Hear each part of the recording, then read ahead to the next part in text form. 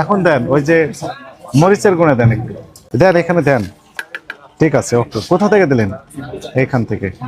থামেন, এখানে পানি দেন এখানে।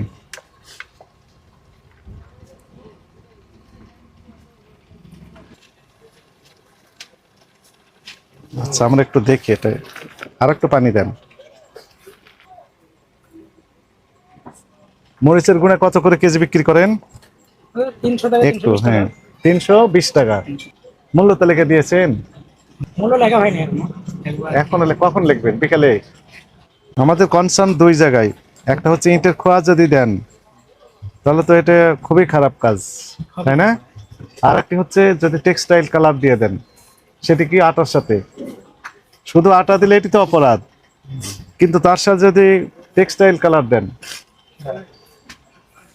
এর তো মানুষের স্বাস্থ্য ঝুঁকি থেকে যাবে।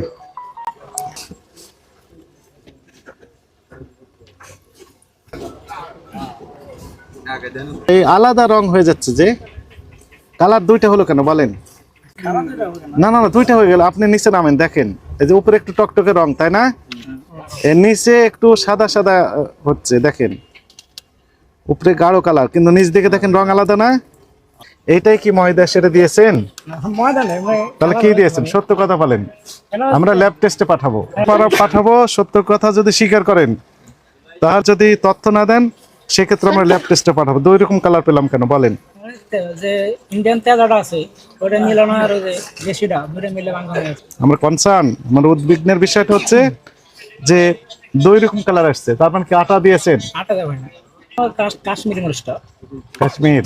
যা লাল বেশি হয়। কাশ্মীর থেকে আসছে না বাংলাদেশে তৈরি হয়? কিন্তু একটু সন্দেহজনক মনে হচ্ছে।